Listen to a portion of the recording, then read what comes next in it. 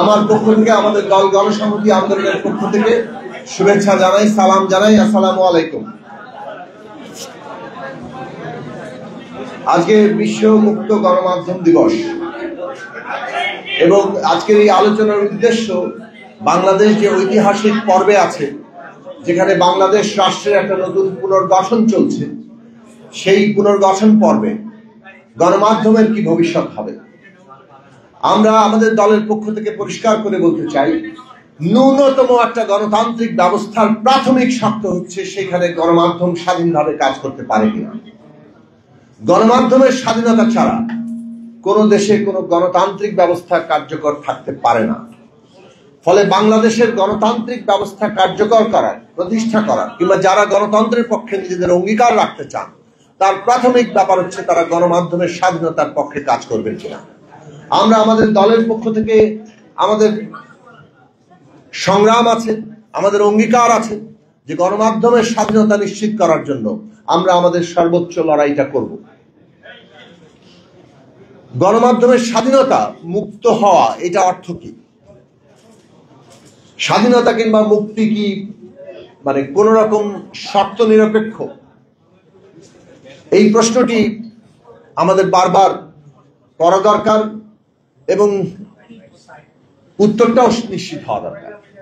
আমাদের বিবেচনায় একজন ব্যক্তির স্বাধীনতা কিংবা যে কোনো বিষয়ের স্বাধীনতা মানে হচ্ছে সে অন্যের কিংবা অপরের স্বাধীনতাকে ক্ষুণ্ণ করতে পারে না। ফলে শর্ত কিন্তু আছে।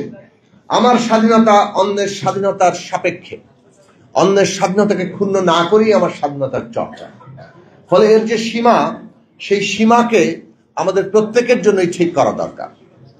গণমাধ্যম এর উপরে সরকার যখন কাজ করে, যেহেতু একটা রাষ্ট্রের সরকার আছে, সুতরাং গণমাধ্যমের সাথে সরকারের কোনো না কোনো সম্পর্ক আছে আইনগত দিক থেকে, কিংবা একটা গণমাধ্যমের মালিকানা আছে, গণমাধ্যম যারা পরিচালনা করেন সেই সাংবাদিকরা আছে। প্রত্যেকেরই জবাবদিহিতা দরকার। জবাবদিহিতা ছাড়া কোনো পক্ষ যদি তৈরি হয়, একচ্ছত্র কর্তৃত্ব যদি তৈরি হয়, তাহলে সেখানে নিশ্চিতভাবে স্বেচ্ছাচারিতা হবে এবং অন্যের অধিকারের লঙ্ঘন ঘটবে।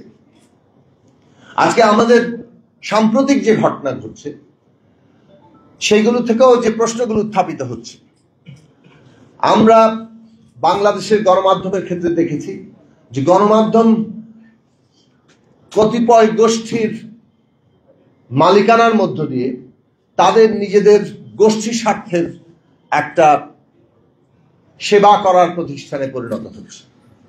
সেইটা বন্ধ হওয়া দরকার। ফলে সংস্কারের ক্ষেত্রে একটা গুরুত্বপূর্ণ দাবি উঠেছে যে গণমাধ্যমের মালিকানা কিভাবে নির্ধারিত হবে, গণমাধ্যম যারা করবেন তারা কিভাবে সেই মালিকানাটাকে নিশ্চিত করবেন। ব্যক্তি চাইলেন, অনেকগুলো গণমাধ্যম খুলে ফেললেন, এই জায়গাটা বন্ধ হওয়া দরকার। গণমাধ্যমের মালিকানার ক্ষেত্রে সুস্পষ্ট নীতিমালা থাকা দরকার, যাতে ওইখানে কোনো একচেটিয়া কায়েম না হয় এবং একচেটিয়া স্বার্থের সেবক হিসেবে ওই গণমাধ্যম না দাঁড়ায়। এইটা গুরুত্বপূর্ণ সংস্কারের অংশ। রাষ্ট্রের এমন কোনো আইন থাকা চলবে না সরকার যাতে গণমাধ্যমের গলা টিপে ধরতে পারে। Immigration to Canada. We provide the best quality service and solution for Canada immigration.